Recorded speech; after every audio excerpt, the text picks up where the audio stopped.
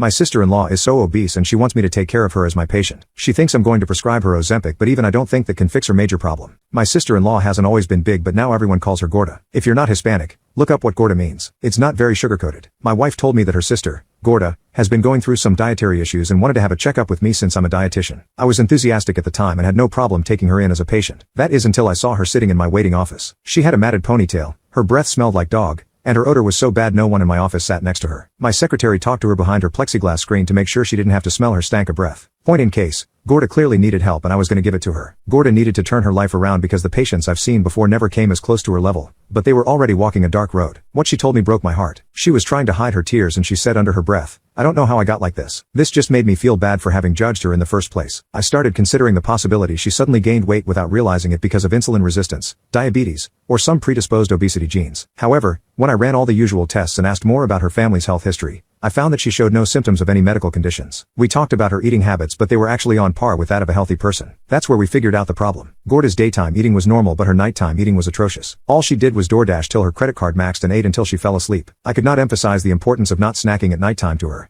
It can induce depression, heart problems, high blood pressure, and the possibility of cancer and gallbladder disease. The reason she ate so much is because of basic human biology. Your body wants to naturally eat as many calories as it can before resting because it wants to self-preserve itself. We needed to work together to change her life to get her to a much more manageable state. I didn't want her to live with this heavy shame. We started working with appetite suppressants like black coffee and water, but she hated the taste of both and she pees out water too quickly. I looked into night food cookies and decided they would be best for her to start eating. Their cookies were completely safe to binge at night and had little to no calories. Her binge eating started decreasing, and after over 4 weeks she wasn't having the same nightly cravings as before. She even told me she slept best after eating the night food cookies. Not only was she saving a bunch of money now that she wasn't blowing all her money on DoorDash, but she was also having much more quality sleep. She told me that she was a lot more well-rested and found reasons to start the day. When I saw her every now and then at my office or at my wife's parents' place, I progressively watched her change. Her breath and body stopped stinking and she was able to practice better hygiene because she wasn't stuck in bed anymore. Afterwards she started cutting her hair little by little, but eventually she said screw it and gave herself a pixie cut. She said, and I quote, "This is the most free I've felt in years." This girl was completely changing her life. It was remarkable to watch how night food was fixing something as simple as sleep and giving her a total 180. After 4 months I'm proud to report that she lost a total of 47 pounds. Her face has gotten so much slimmer and she's absolutely glowing. My wife is extremely thankful for me helping out her sister, but I try not to take too much credit. I literally fed her cookies.